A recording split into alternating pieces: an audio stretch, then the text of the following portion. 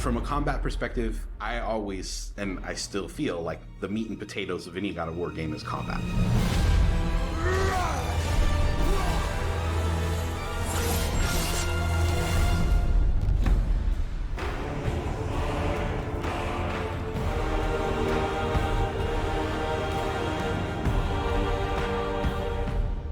My name is Roberto Clemente. All my friends call me Bert. I'm a senior combat animator here at Sony Santa Monica. My name is Kim Nguyen, and I'm a gameplay animator. Hi, I'm Sabra, and I'm a senior VFX artist on God of War Ragnarok. My name is Grace Pan, and I'm a gameplay animator in God of War Ragnarok. Hi, I'm Stephen O'Hara, GBA, combat designer on God of War. And I create interesting and memorable creatures that players like to attack and defend against. As an animator, you gave life to characters. You make them move, you give them personalities, you give them weight.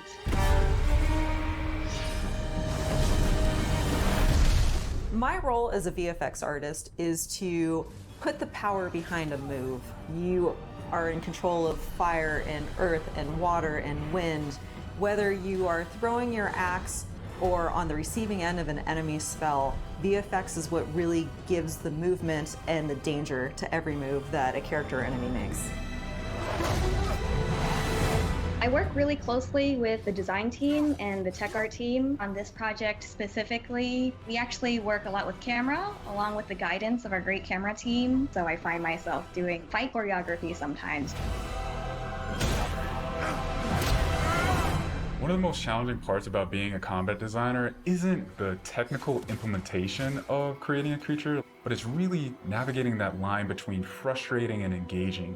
We want to make something that makes players lean forward and focus and really try hard against that enemy and feel good about overcoming that, but we don't want to make them feel defeated if they can't figure something out. And then it feels rewarding when you win, not because it was impossible, but because it was fun and engaging.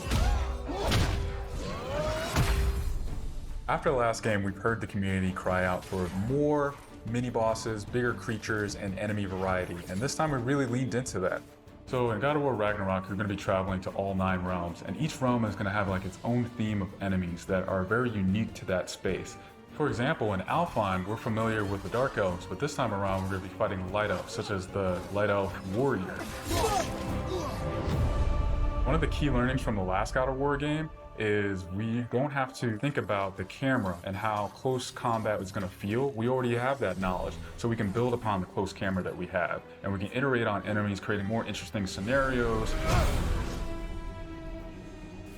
In the last game, Atreus was just starting to fight alongside Kratos, and he was learning from the master tactician. So in this game, he's trying to prove himself a little bit more, and we built upon those mechanics with him. The previous God of War, Atreus was still a kid, right? So he has a lot of dependency on his father. And for this game, you will see Atreus moving more independently on his own as a companion. In regards to VFX for Kratos, I think what the players really love is the powerfulness of it. When you are playing as Kratos, you really do feel like the God of War. And moving into Ragnarok, we want to really make something bigger, make it stronger, make it more of a spectacle. You want them to be like, oh my gosh, I didn't know that the Blades of Chaos could get even better, but look at that.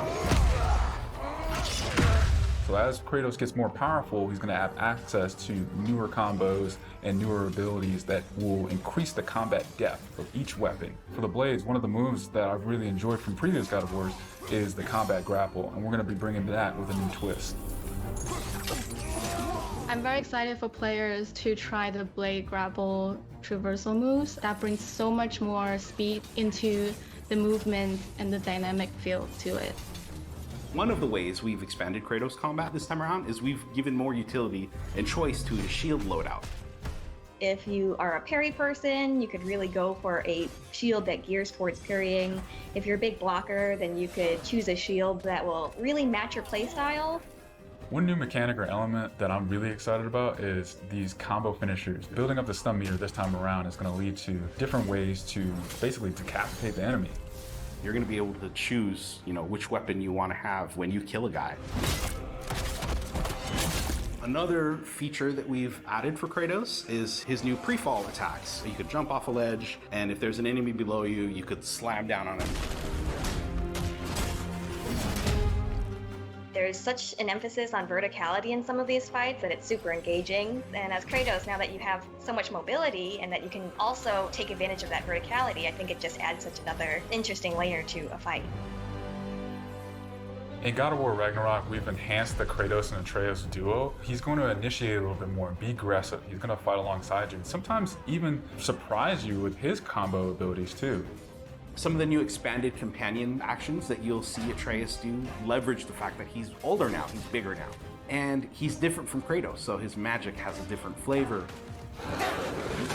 Not only that they fight side by side together, there are also a lot of mini games and player interaction moments. For example, like the puzzle systems and the set pieces. You definitely will see a lot more collaborations between father and son.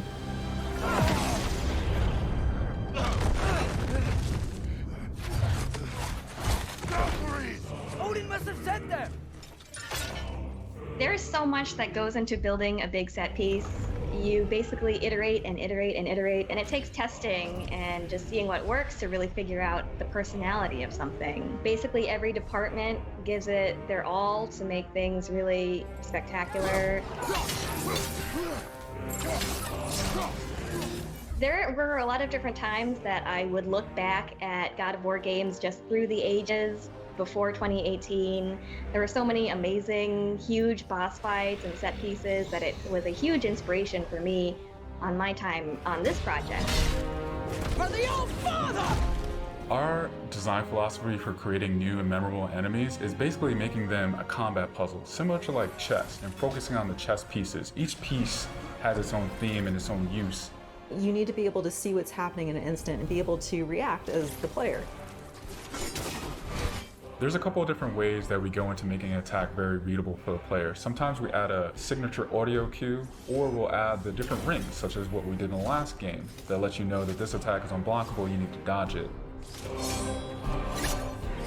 There's so many different ways that the effects really helps not just show what an enemy is about to do, but show who the enemy really is.